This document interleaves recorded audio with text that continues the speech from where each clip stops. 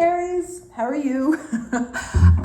Here to do your reading for the week of July 9th. Now, the big news is obviously the full moon in Capricorn on the 14th. This moon is opposite Mercury, widely conjunct Pluto. It trines Uranus and the North Node, and the Sun has a wide inconjunct to Saturn. So there's a lot of planets involved in this moon. And the Sabian for the moon is a general accepting defeat gracefully. And the Sabian for the Sun is a woman awaiting a sailboat. So you have these two kind of contrasting energies, and we see that also in Venus, which is important, remember, because Venus is ruling the North Node right now, and I'll talk about Venus's movements in a second. But so you have a general accepting defeat gracefully, and what this can mean is, Capricorn is all about institutions, leaders, government officials, and we've certainly seen in the last couple of days a lot of movement, exits of major players on the international scene. Boris Johnson quitting, the Prime Minister of Japan being assassinated, Elon Musk pulling out of his Twitter deal. So there's all of these men sort of checking out in one way or another. And on the other side, and the men are representing the Capricorn sign.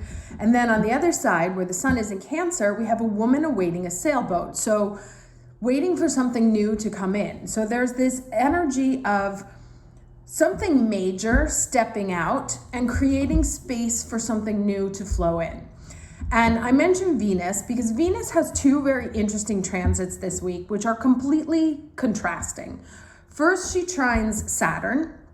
So from Tuesday, Wednesday, and Thursday, she trines Saturn, which is all about being very serious in love, in money, in pleasure, seeing things for what they are, being very grounded, things that making wise long-term investments. And then right after she trines Saturn, she squares Neptune, which is the exact opposite. It's being eluded, not seeing things for where they are, being allowing yourself to be fooled or to buy into certain energies.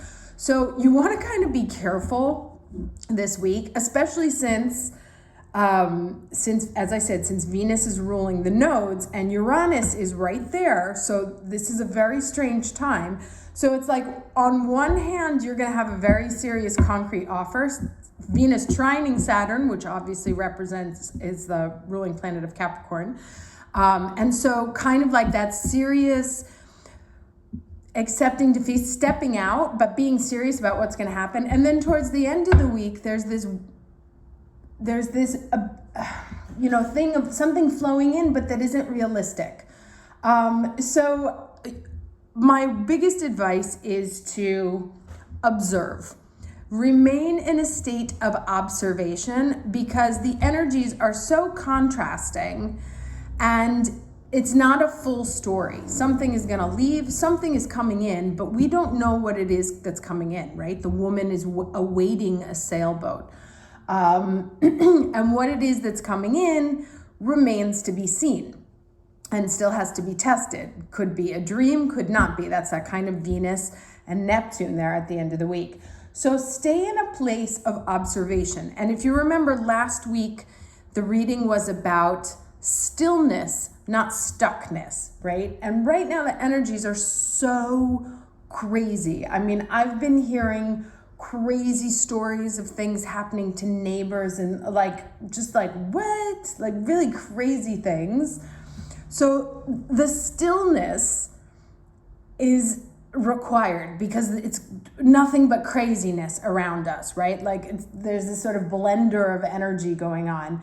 And the more you can sort of be centered and grounded, especially with that Mars in Taurus now, be very grounded,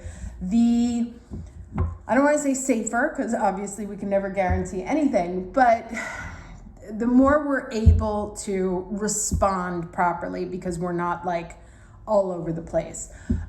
So as I said, stay in a space of observation, see who goes, see what collapses, and then understand that what's coming in still remains to be seen, right? So we create the space for something new, but we don't exactly know what it is. So let's just like put a pin on it or put a pin in it and be like, okay, when the energy is calmer after this Uranus North Node conjunction, then we'll know what's actually going on. Because this Uranus North Node conjunction feels very much like a heavy eclipse to me.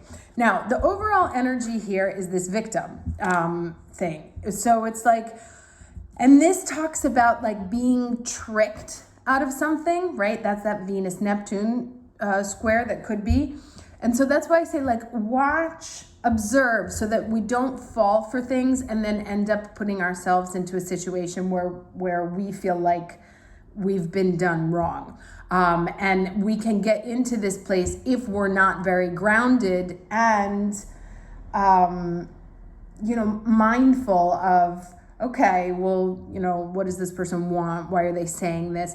So it's like, don't, even with good news, like be happy, okay? But don't assume that everything is on the table just yet. Let's get a challenge energy, please, for Aries. Week July. Ooh, okay. 2 of Cups. So the challenge is the 2 of Cups. And this can be interacting with someone else. It can be a relationship. It can be a friendship. It can be a feeling of parity, like equality. So you may feel things are out of balance. That someone is not giving as much as someone else, or that you're just having a hard time connecting. Let's see some other cards here before we start drawing conclusions. Let's get this one. All right, what's the lesson, please, for Aries, week of July 9th?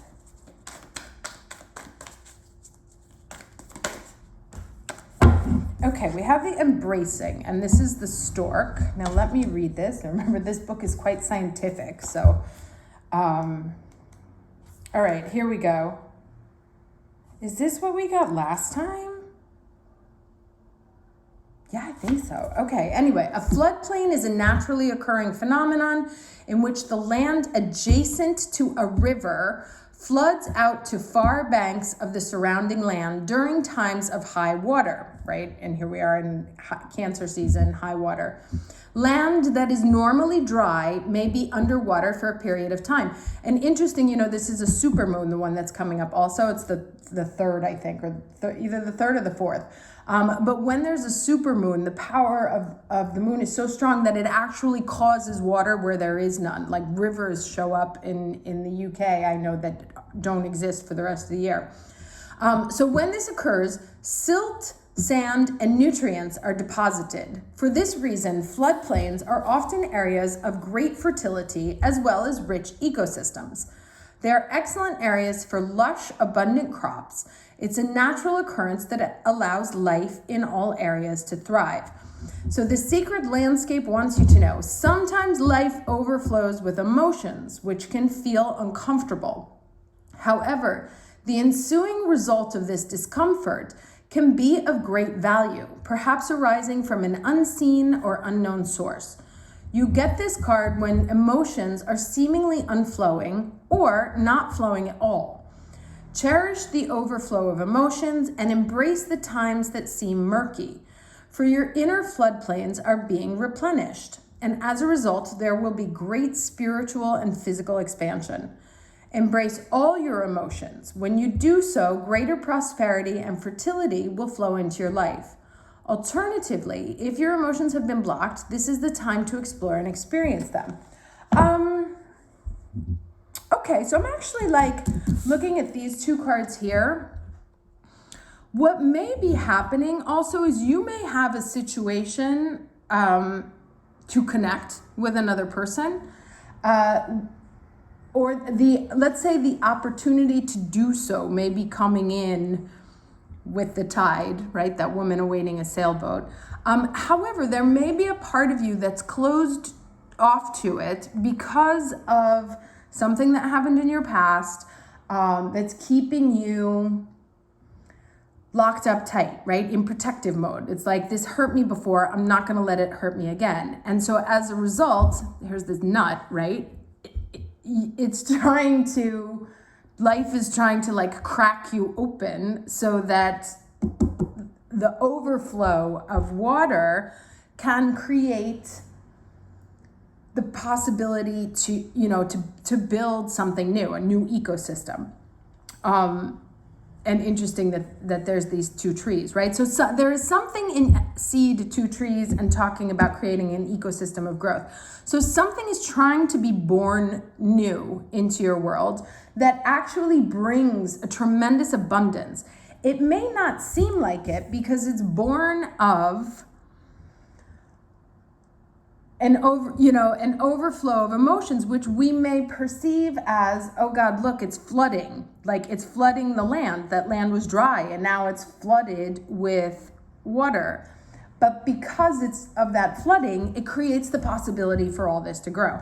So if you are keeping yourself locked up tight, emotionally, and not allowing life to come to you, the woman awaiting a sailboat, it's time to work on opening up, right? And also seeing this landscape, seeing the landscape in a different, through a different lens. It's not that you're being overflooded with emotion and it's going to sweep you away. It's that this emotion is coming through to build something, to build the premise, the right conditions to allow this Two of Cups to grow, right? But in order to do so, this seed has to transform into something else. It can't stay locked up and tight for the rest of its life. It has to crack open in order for it to blossom into a tree. And there's a thing that Osho says, I'm going to butcher this quote, but I'll try anyway, where he says that how can the seed know that it has to die in order to become the tree, right? So this talks about transformation, very powerful transformation. But that the thing that we're almost most afraid of, right? The seed it's like, no, I don't want to die. It's like, but you're supposed to turn into a tree. And that's the process that it has to happen. It's like, no, I don't want those lands to flood. It's like, no, but they need to, because then it creates this whole other ecosystem. So it's kind of like the thing that you're fearing the most and that you're doing your best to protect yourself from is exactly what needs to happen in order for that abundance to come in. Now, let me get some more cards here. Two cards, please, for Aries, week of July 9th. Okay, TikTok in reverse. So things may take longer than you expect. Mars is in Taurus, so let me get one more card, please. And peace in reverse. So let's check both of these. They both kind of have like the same chromatic energy there. All right, 30. Does not want to open. Okay, protection message. Have you been feeling as if the clock is ticking and getting a little nervous that your dreams are taking too long to manifest? There's nothing to fear. You will never run out of time for the important things. The miracles that are yours and yours alone can't be missed. Isn't that amazing? Which is basically the what is yours will never be kept from you. You're in such capable hands with guides and angels hovering in the invisible spaces, ensuring that your journey will be filled with all sorts of goodies. Let your anxiety be gently dispelled by your faith. Spirit will never deny you your highest good. All is yours in divine appropriate timing. You can relax. So this kind of talks about that woman awaiting for the sailboat, right? It's like, when's it going to come? When's it going to come? When's it going to come? Okay, it's never going to come, kind of energy. And it's like, it will, but what's stalling it is this opening up that needs to happen here. So this says, now is the time for calmness and well-being in spite of temporary conditions. So that's why I said, find that stillness, because the energy around us is nutty. Even if there are dissonant notes in the music of your life, all that means is that you must go within and fine-tune the extraordinary instrument that you are. Find harmony within yourself and don't look to the outer world to provide certainty. This too shall pass, and once again your life will be filled with beautiful music. So it's kind of like we're being, like that stillness is so there's all the craziness around us, like kicking up the dust and causing this overflow of energy, emotions, overflow of something, right? You can be feeling like you're swamped with thoughts, with work, with whatever. And it's inviting you to go in and sort of face an old wound or an old fear, that something that happened to you that hardened you up, and turned you into this hard nut to crack. And that's the place that needs to be watered, be nurtured, be planted, all the Taurus words, so that it can grow into something that can fully blossom to its greatest ability, not only alone, but in connection with others. Whether that means a relationship or just the world around you. That there's some sort of, buried seed that's keeping you from really blossoming. 3 cards, please. Okay. So 9 of Cups. 2 more, please. And that's what this energy is about, helping you go within to find it and sort of plant it, really. I mean, this is the best time to do it with Mars and Taurus. 2 more cards, please.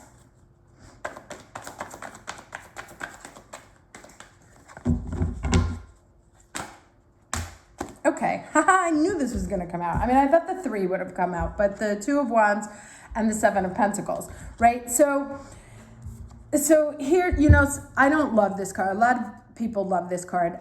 I don't love this card because I think the guy's a little bit smug.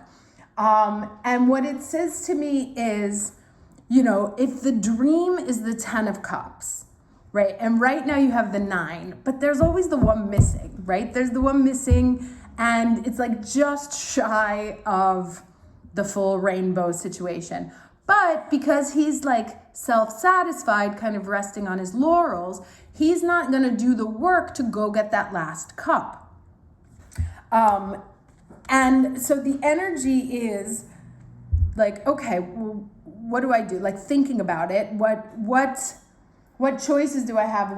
What's coming towards me? What can I do? And then going within to actually do some work on, like if I look at this little nut here, and this guy with his nutcracker, about breaking things open. This 8 of Pentacles is working on carving a better future, working on carving something amazing, and really head down, putting your head down and doing the work, right? Introspection of introspection of where is it that I need to work on? Like what's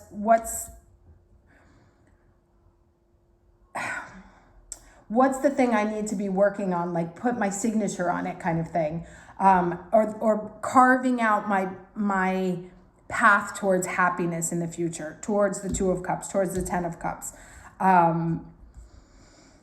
Okay, so yeah, really going within to work on the self in order to open up to everything that's coming towards you in a receiving way, to receive this final sense of happiness. And right now, this sense of anxiety and time and what's going on is really to turn you inwards. And I think I've said that like 100 times, so enough. Let's get some advice from the Moonology deck. Final parting words for Aries, please.